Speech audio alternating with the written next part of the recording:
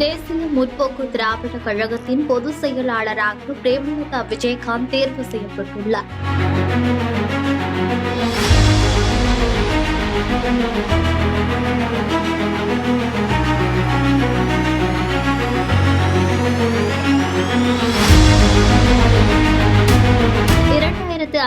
ஆண்டு செப்டம்பர் 14 மதுரையில் விஜயகாந்த் தலைமையில் தேமுதிக கட்சி உதயமானது. அக்கட்சியின் பொதுச் செயலாளராகவும் விஜயகாந்த் தேர்ந்தெடுக்கப்பட்டார். அதன்பின் 2006 ஆண்டு சட்டமன்ற தேர்தலில் தனித்து போட்டியிட்ட தேமுதிக 234 தொகுதிகளிலும் வேட்பாளர்களை களமிறக்கியது. விஜயகாந்த் இப்படி எல்லாம் பேசிக்கிட்டு இருக்காரு. விஜயகாந்த் கூட்டணி போவாரா போக மாட்டார்?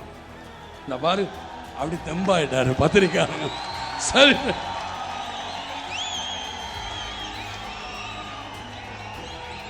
எல்லாம் பாரு, எல்லாம் அலர்ட்டா இருங்க பத்திரிக்காரங்க. செய்தி இன்னைக்கு இந்த அரக்கன் கம்சரை அழிக்கணும். கூட்டணி போகணுமா? நான் சட்டசபை மாதிரியே கேட்கிறேன். கூட்டணி போகணும்னு நினைக்கிறவங்கள கையை தூக்குங்க. கூட்டணி வேணாங்கிறவங்க கையை தூக்குங்க. ரைட். அது மாதிரி இந்த கூட்டணி பிரச்சனை ஏன்ட்ட விட்டுருங்க, அதை நான் பார்த்துக்கிறேன். என் கட்சி தொண்டர்களையோ என்னுடைய கட்சியோ அடகு வைக்க மாட்டேன். இத்தேர்தலில் விருதாச்சலம் தொகுதியில் போட்டியிட்ட அக்கட்சியின் தலைவர் விஜயகாந்த் மட்டும் வெற்றி பெற்றார். எனினும் அத்தேர்தலில் தேமுதிக கணிசமான வாக்குகளை பெற்றது. இதனையடுத்து 2011 ஆண்டு சட்டமன்ற தேர்தலில் அதிமுகவுடன் கூட்டணி அமைத்து 41 தொகுதிகளில் தேமுதிக போட்டியிட்டது. இதில் 29 தொகுதிகளில் வெற்றி பெற்று தேமுதிக பிரதான எதிர்க்கட்சியாக செயல்பட்டது. எதிர்க்கட்சி தலைவராக விஜயகாந்த் சிறப்பாக செயலாற்றி வந்த நிலையில் அதன் பின் நடைபெற்ற 2016 ஆண்டு சட்டமன்ற தேர்தலில் அதிமுக கூட்டணியிலிருந்து வெளியேறினார். மதிமுக, விசிக, கம்யூனிஸ்ட், மார்க்சிஸ்ட் கம்யூனிஸ்ட் உள்ளிட்ட கட்சிகளுடன் சேர்ந்து மக்கள் நல கூட்டணி என்ற பெயரில் கூட்டணி ஏற்படுத்தப்பட்டு முதலமைச்சர் வேட்பாளராக விஜயகாந்த் களமிறக்கப்பட்டார். அப்போது விஜயகாந்திற்கு உடல்நிலை சரியில்லாமல் போனதால் தேர்தல் பிரச்சாரங்களின் போது விஜயகாந்தால் சரிவர பேச முடியாமல் போனது. மேலும் மீம்ஸ் கிரியேட்டர்கள் விஜயகாந்தை வைத்து விளையாட ஆரம்பித்ததால் அவரது கம்பீரமான முகம் ட்ரோல் மெட்டீரியலாக மாறி போனது. சத்தம் போட்டுக்கிட்டு இருந்தா யாருமே பேச முடியாது. இப்படி சத்தம் போட்டுக்கிட்டு இருந்தா நான் கூட கிளம்பிடுவேன் நான் ஊருக்கு. இது ஒன்றும் டெம்போ டிராவலுக்கு நான் சுற்றி வந்து பேசுறதுக்கு. இது மேடை தான் ஒரு பக்கம் தான் பேசுவாங்க. ஆறாது உள்ள வேண்டா கத்துறது. இப்படி எந்திரிச்சு ஒரு எடுக்கிறாரு போட்டா உட்காந்து எடுக்கல. நான் தான் தெரியல. எந்திரிச்சு எடுத்தா இந்த நிலையில் 2016 ஆண்டு தேர்தலில் 104 தொகுதிகளில் வேட்பாளர்களை களமிறக்கிய தேமுதிக ஒரு தொகுதிகளில் கூட வெற்றி பெறாமல் மோசமான தோல்வியை தழுவியது.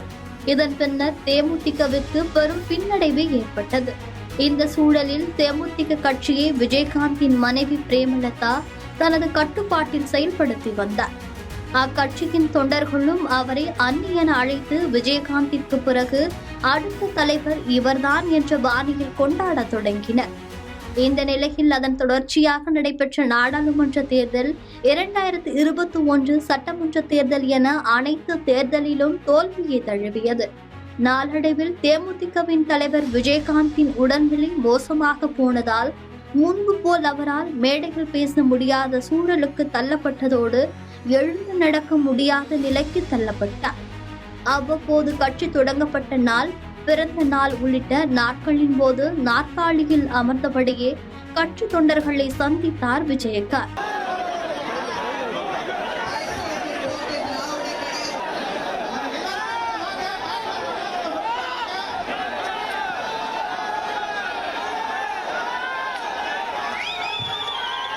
இந்த நிலையில் கடந்த மாதம் தொடர் இருமல் பிரச்சினை காரணமாக மருத்துவமனையில் அனுமதிக்கப்பட்ட விஜயகாந்திற்கு 14 நாட்கள் தொடர் சிகிச்சை தேவை என மருத்துவமனை நிர்வாகம் சார்பில் தெரிவிக்கப்பட்டது.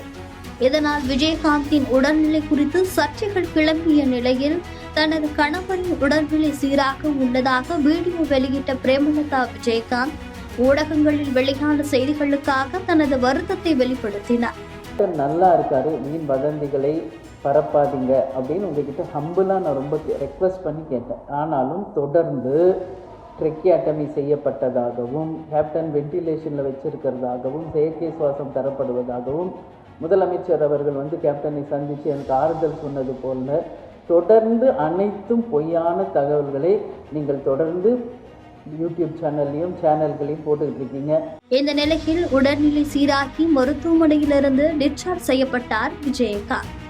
இதனையடுத்து தேமுதிக கட்சி தலைவர் விஜயகாந்த் தலைமையில் தேமுதிக மாநில செயற்குழு பொதுக்குழு கூட்டம் நடத்தப்படும் என அறிவிக்கப்பட்டது. அதன் அடிப்படையில் சென்னை திருவெட்காட்டில் தேமுதிக மாநில செயற்குழு பொதுக்குழு கூட்டம் நடைபெற்றது.